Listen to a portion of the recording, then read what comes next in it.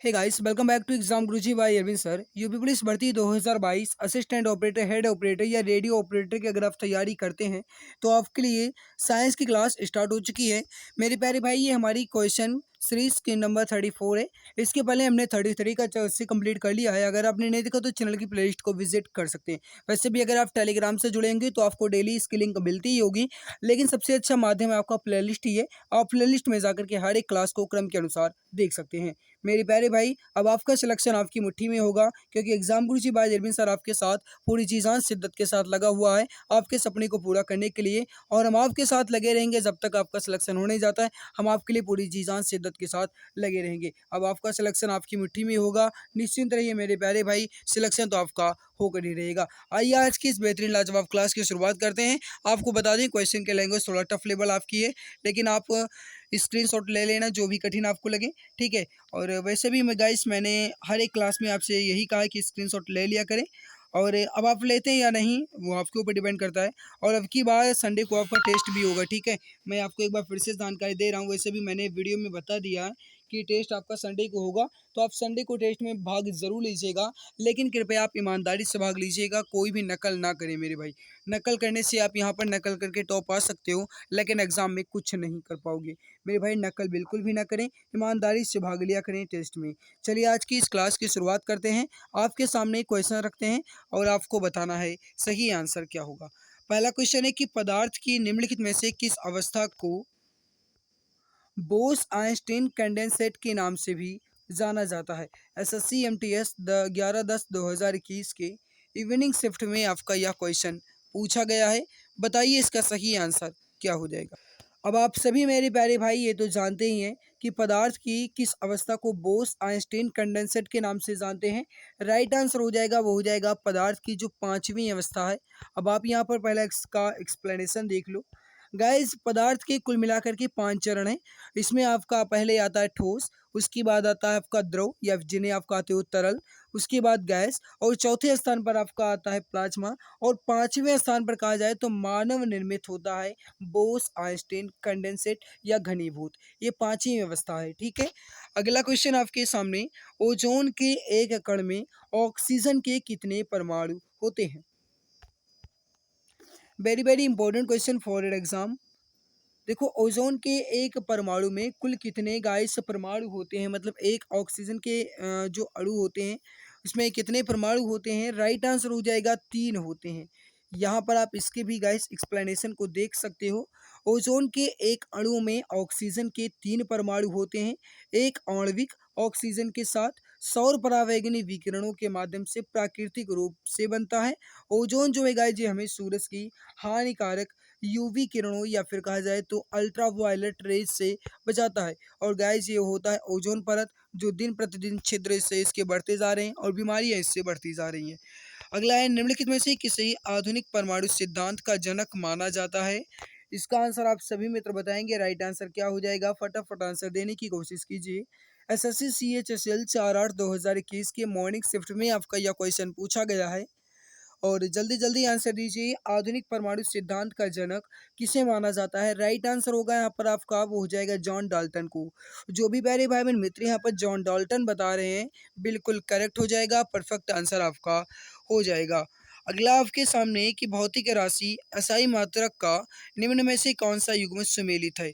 आपको नीचे 4 ऑप्शन दिए जा रहे होंगे और इसमें आपको ये बताना है कि कौन सा सही सुमेलित है। एसएससी एमटीएस की परीक्षा में ये आपका क्वेश्चन पूछा गया है। एग्जाम की दृष्टि से आपका इंपॉर्टेंट क्वेश्चन है, जल्दी जल्दी आंसर देने की कोशिश कीजिए मेरे प्यारे भाई। अब देखो, शक्ति का सही मात्रा किलोग्राम तो होता नहीं है, क्या होता है मेरे प्यारे भाई, ये होता है आपका वॉट, ठीक है। हेनरी गाइस ये प्रेरकत्व का मात्रक है, यहाँ पर आप जानते ही हैं। ओम जो है मेरे प्यारे भाई ये प्रतिरोध का है, और न्यूटन ये बल, ये बिल्कुल सही लिखा गया है ना। तो यहाँ पर बल और न्यूटन जो है ये बिल्कुल सही लिखा गया है। जो भी प्यारे भाई मेरे मित्र यहाँ पर ऑप्शन डी बल न्यूटन बता रहे हैं, बिल्कुल करेक्ट हो जाएगा, परफेक्ट आंसर आपका हो जाएगा। अगला आपके सामने ऊर्जा का एसआई मात्रक क्या है। बहुत ही इजी क्वेश्चन है, छोटे छोटे बच्चे जानते हैं इसका आंसर क्या होगा। जो भी शिशु हैं 2 महीने के, वो भी जानते होंगे। देखो, मैंने अतिशयोक्ति भले ही की है, लेकिन गाइस ये इजी बहुत है क्वेश्चन, ठीक है। आप जानते होंगे तो फटाफट आंसर देने की कोशिश कीजिए। एसएससी एमटीएस की क्वेश्चन में पूछे गए, एग्जाम में पूछे गए हैं। और जल्दी-जल्दी आंसर देने की कोशिश कीजिए मेरे प्यारे भाई। अब देख लो आप यहाँ पर गाइस, जैसे जूल हो गया आपका, जूल जो है गाइस ये ऊर्जा का एसआई मात्रक होता है और इसके अलावा ये ऊष्मा का भी एसआई मात्रक होता है एंड ये कार्य का भी एसआई मात्रक होता है। तो कार्य ऊर्जा और ऊष्मा का एसआई मात्रक जूल होता है। न्यूटन जो है मेरे प्यारे भाई ये बल का होता है एंड ये भार का भी होता है, ठीक है। हर्ट्ज जो है गाइस ये आवृत्ति का एसआई मात्रक होता है। पास्कल जो है ये होता है दाब का एसआई मात्रक, ठीक है। बल बटे क्षेत्रफल है ना। तो यहाँ पर आपका जो ऊर्जा का एसआई मात्रक आपसे कहा गया था जूल, यहाँ पर आपका बिल्कुल सही होगा। जो भी प्यारे भाई बहन मित्र यहाँ पर जूल बता रहे हैं बिल्कुल सही हो जाएगा, करेक्ट आंसर आपका हो जाएगा। अगला क्वेश्चन आपके सामने है कि सुपर कंडक्टिविटी की खोज फिर डैश डैश डैश के द्वारा की गई थी, जिन्हें 1911 में भौतिकी के लिए नोबेल पुरस्कार से भी सम्मानित किया गया था। कहने का मतलब है सुपर कंडक्टिविटी की खोज जो है ये किनके द्वारा की गई थी, और गाइस उनकी खोज के लिए उन्हें 1911 में भौतिकी में नोबेल पुरस्कार से भी सम्मानित किया गया था। देखो ये क्वेश्चन आपको भले ही टफ लगे लेकिन इंपॉर्टेंट है आपके एग्जाम की दृष्टि से।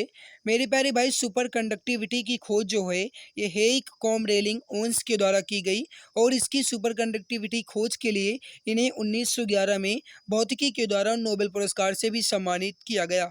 राइट आंसर होगा यहाँ पर आपका वो हो जाएगा हेइक कॉमेरलिंग ओन्स। राइट आंसर होगा यहाँ पर आपका ऑप्शन नंबर सी। आप चाहें तो इसका स्क्रीनशॉट ले सकते हैं, एग्जाम की दृष्टि से काफ़ी ज़्यादा इंपॉर्टेंट क्वेश्चन है आपका ये है।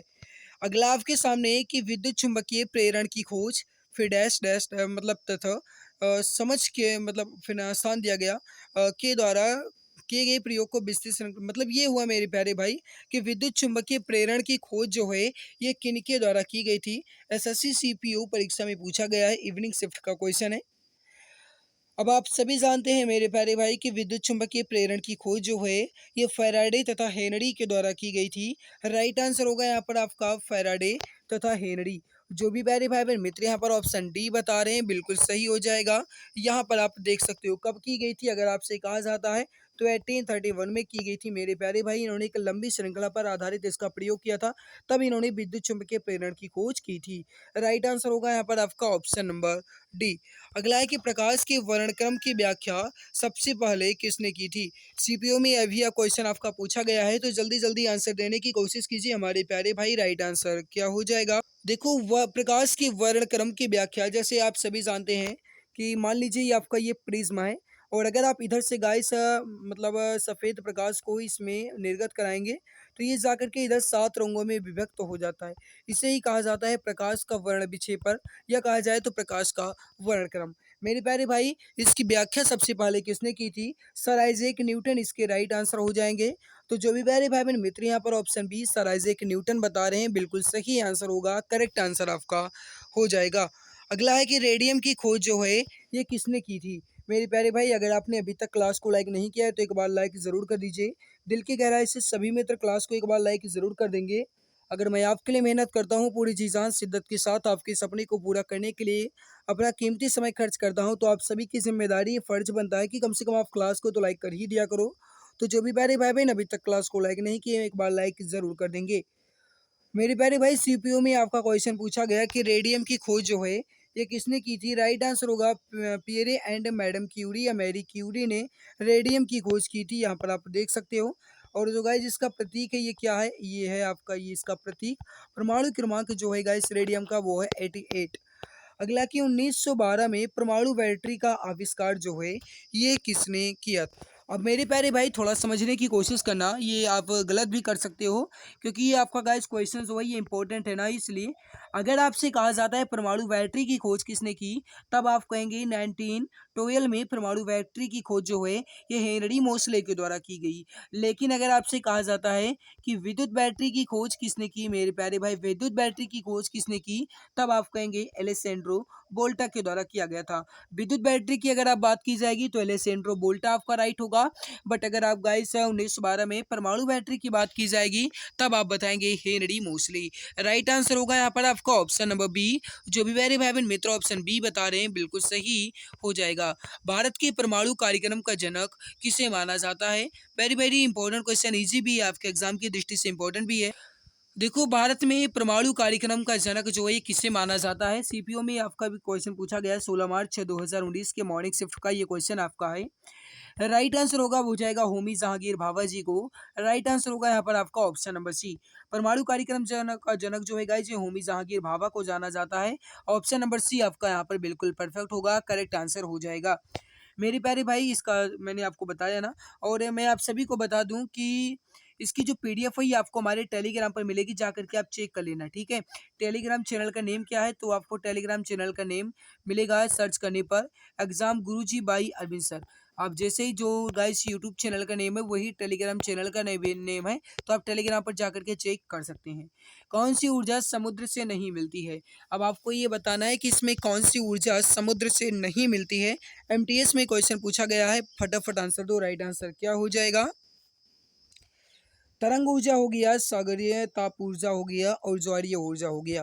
ये तीन के तीनों ऊर्जा जो है मेरे प्यारे भाई ये समुद्र में मिलती है। बट भूतापीय ऊर्जा जो है ये पृथ्वी के अंदर से हमें मिलती है। यहाँ पर आप देख सकते हो भूतापीय ऊर्जा जो है ये पृथ्वी की सतह के भीतर की गर्मी से हमें मिलती है, यानी भूतापीय ऊर्जा हमें समुद्र से नहीं मिलती है। अगला आपके सामने एक सीधी रेखा में गति कर रही वस्तु के द्वारा लगाए जाने वाला बल जो है ये किसके गुणा बल के बराबर होगा? बताइए राइट आंसर क्या होगा? अब एक सीधी रेखा में यानी एक ऋजु रेखा में गति कर रही कोई भी वस्तु है और अगर गाइस उसके द्वारा बल लगाया जाता है बल, तो गाइस जो वेग है उसका गुणा बल के बराबर होगा। राइट आंसर यहाँ पर क्या होगा आपका? वेग गुणा बल। सही आंसर होगा यहाँ पर आपका ऑप्शन नंबर ए, बिल्कुल परफेक्ट आंसर हो जाएगा। जैसे आप यहाँ पर देख सकते हो एक सीधी रेखा में गतिमान वस्तु द्वारा आरोपित शक्ति जो है या जिन्हें आप बल भी कहते हो, तो ये जो है गाइस ये बल गुणे वेग के बराबर हो जाएगा, ठीक है। अगला है कि पृथ्वी की ऊष्मा से प्राप्त ऊर्जा को हम क्या कहते हैं? अभी आप सभी ने देखा गाइस कि इसमें कौन सी ऊर्जा हमें समुद्र से नहीं मिलती है, तब आपने बताया कि इसमें कौन सी ऊर्जा हमें समुद्र से नहीं मिलती, तो जो हमें समुद्र से नहीं मिलती है वही यहाँ पर हमें पृथ्वी से मिल जाएगी। जल्दी जल्दी आंसर दीजिए और जो चैनल पर पहली बार है हमारे प्यारे भाई वह चैनल को सब्सक्राइब कर लेंगे जिससे उन्हें बेनिफिट मिला करे, कोई भी क्लासेस अपलोड हो नोटिफिकेशन उन्हें टाइम टू टाइम मिला करे। तो गाइज आप चैनल पर पहली बार अगर आए तो नीचे एक लाल कलर का आपको सब्सक्राइब बटन दिख रहा होगा, उसे दबा करके सब्सक्राइब कर लेना और उसके बाद बगल में एक बेल नोटिफिकेशन आएगा, उसे दबा करके सिलेक्ट ऑल कर लेना, ताकि गाइज आपको हर एक क्लास टाइम टू टाइम मिला करे, ठीक है। पृथ्वी की ऊष्मा से प्राप्त ऊर्जा को हम भूतापीय ऊर्जा कहते हैं मेरे प्यारे भाई। राइट आंसर होगा यहाँ पर आपका ऑप्शन नंबर ए। अगला आपके सामने कैपलर का पहला नियम और इन्हें किस नाम से जानते हैं? मतलब कैपलर का जो गाइस ग्रह गति नियम है इन्हें हम और किस नाम से जानते हैं? इसका आंसर आप सभी को बताना है। देखो गाइस जो कैपलर ये ग्रहों गति के नियम से गाइस इन्होंने ग्रहों की गति का नियम दिया। अगर इनके पहले नियम को हम किस किस नाम से जानते हैं तो एलिप्स या फिर जिन्हें कहा जाता है मेरे प्यारे भाई दीर्घ वृत्त, ठीक है। तो कैपलर के नियम को हम दीर्घ वृत्त के नियम भी कहा जाते हैं या एलिप्स भी कहा जाता है। उनके नियम जो है गाइस ये पृथ्वी के ग्रहों के स्वरूप और केंद्र में सूर्य के साथ ग्रहों से संबंधित हैं, ठीक है। कक्षा का आकार अंडाकार है, इसलिए कैपलर का कानून को यानी कि कैपलर के नियम को दीर्घवृत्त के नियम के रूप में भी जाना जाता है या एलिप्स के नियम से भी जाना जाता है या कैपलर का प्रथम नियम भी कहा जाता है। अगला, एक बार एक उपग्रह को कक्षा में लॉन्च किया गया था, इसकी गति को नियंत्रित करने वाला एकमात्र बल जो है वो कौन सा है? बताइए। ये आपके एग्जाम की दृष्टि से इंपॉर्टेंट क्वेश्चन है, तो फटाफट आंसर देने की कोशिश कीजिए हमारे सभी प्यारे भाई बहन। राइट आंसर क्या हो जाएगा? देखो, कोई भी उपग्रह कक्षा में अगर लॉन्च किया जाता है तो उसकी गति को नियंत्रित करने के लिए एकमात्र बल कार्य करता है, वो होता है आपका गुरुत्वाकर्षण। राइट आंसर होगा यहाँ पर आपका ऑप्शन नंबर ए। जो भी मेरे भाई बहन गुरुत्वाकर्षण बता रहे हैं बिल्कुल सही आंसर हो जाएगा। अगला है कि निम्नलिखित में से किसका कंपन केवल विषम स्वर उत्पन्न करता है? अब आपको ये बताना है राइट आंसर क्या हो जाए। देखो मेरे प्यारे भाई विषम कंपन केवल जो स्वर है गाइस से कौन उत्पन्न करता है? बंद आर्गन पाइप पे एक वायु स्तंभ। राइट आंसर होगा यहाँ पर आपका ऑप्शन नंबर ए, बिल्कुल करेक्ट हो जाएगा। अगला, मनुष्यों के लिए ध्वनि की जो श्रव्य सीमा है ये कितनी है? अब आप सभी प्यारे भाई बहन ये तो जानते ही हैं कि श्रव्य सीमा यानी सुनने की सीमा अगर कहा जाए मेरे प्यारे भाई तो 20 हर्ट्ज से लेकर के 20 किलो हर्ट्ज तक। राइट आंसर होगा यहाँ पर आपका ऑप्शन नंबर सी, ठीक है। ये गाइस श्रव्य सीमा है एक औसत वयस्क मनुष्य के लिए ध्वनि की श्रव्य सीमा। अब आपसे क्या कहा गया मेरे प्यारे भाई? एक औसत वयस्क मनुष्य के लिए ध्वनि की श्रव्य सीमा। अब यहाँ पर आप देख सकते हो, थोड़ा ऑप्शन पे ध्यान दीजिएगा। पहले वाले ऑप्शन में यानी पहले वाले क्वेश्चन में आपको किलो हर्ट्ज दिया गया था, लेकिन इसमें केवल और केवल आपको हर्ट्ज ही दिया गया है।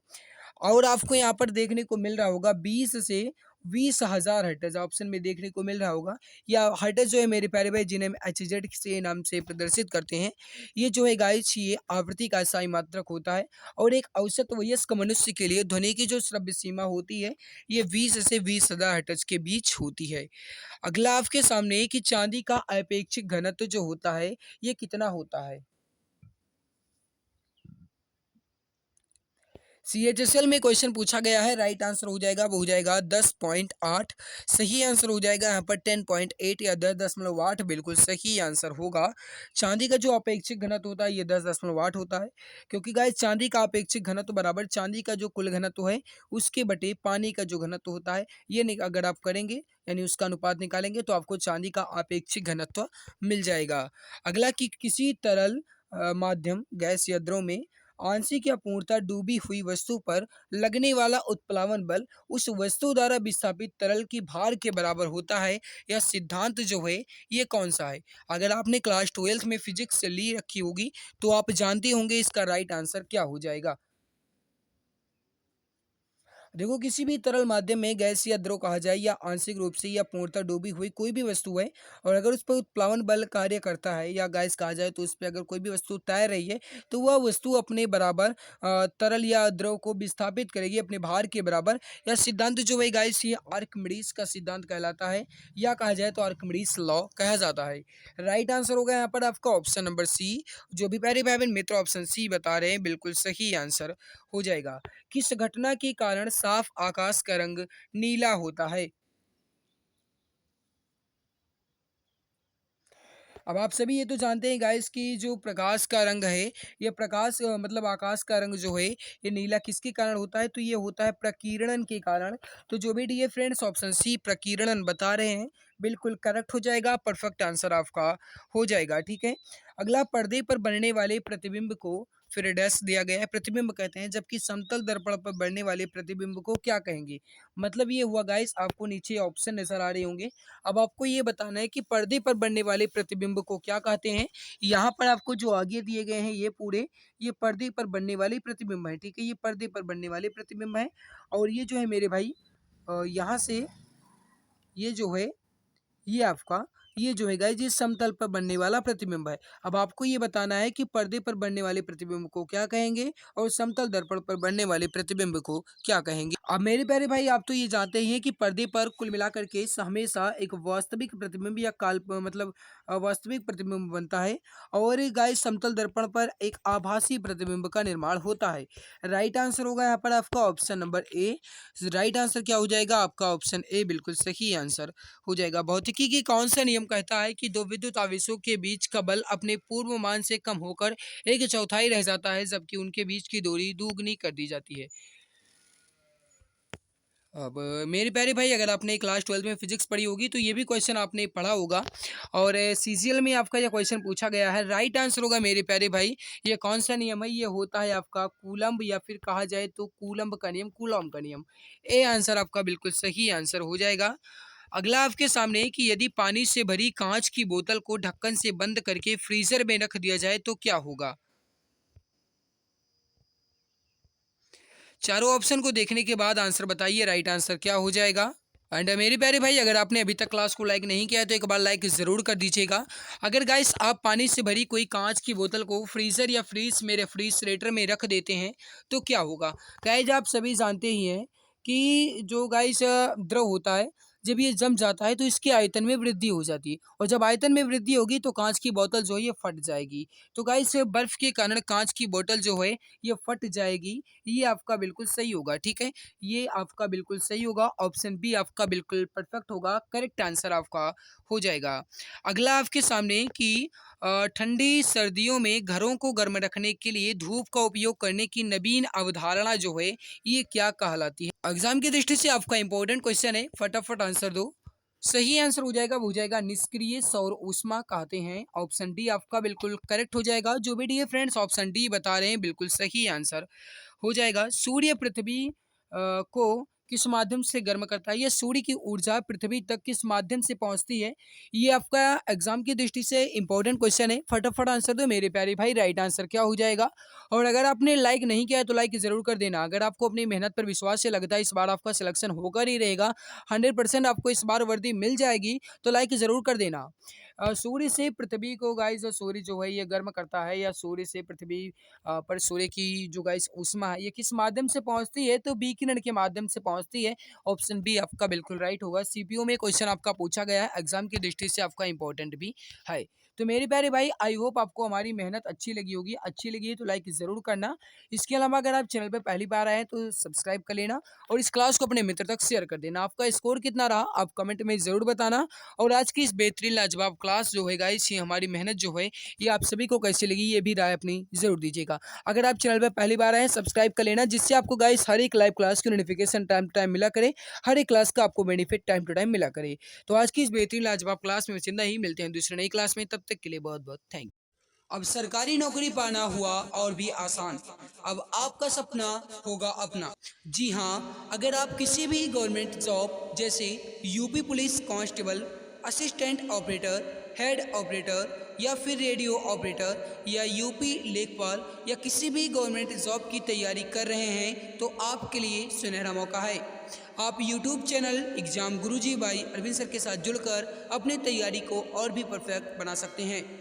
इस चैनल के माध्यम से आपको free live classes, recorded classes और गवर्नमेंट जॉब के नोटिफिकेशन आपको टाइम टू टाइम अपडेट मिला करेंगे। इसके अलावा सारी क्लासेस की पीडीएफ, हैंड रिटन नोट्स और बुक्स बिल्कुल फ्री में Telegram channel exam Guruji by Arvind sir पर मिलेगा। इसके लिए आप टेलीग्राम पर सर्च करें exam Guruji by Arvind sir, और फाइल वाले ऑप्शन पर क्लिक करके हर एक क्लास की पीडीएफ, हैंड रिटन नोट्स एवं बुक्स को बिल्कुल फ्री में पा सकते हैं। गाइस, अगर आप मुझे इंस्टाग्राम पर फॉलो करना चाहते हैं तो इंस्टाग्राम पर सर्च करें अरविंद जायसवाल 000, और वहाँ पर भी मुझे डीएम कर सकते हैं। कोई भी समस्या है तो वहाँ पर भी आप मुझसे संपर्क करना चाहते हैं तो संपर्क कर सकते हैं। इसके अलावा अगर आप फेसबुक पेज को लाइक करना चाहते हैं तो exam Guruji by Arvind sir के नाम से फेसबुक पेज है, उसको भी आप लाइक एवं फॉलो कर सकते हैं। तो मेरे प्यारे भाई बहन, आप जुड़े रहिए exam Guruji by Arvind sir के साथ, क्योंकि अब आपका सपना होगा अपना। एक सीट कंफर्म है, अब की बार सरकारी नौकरी तुम्हारे हाथों में होगी।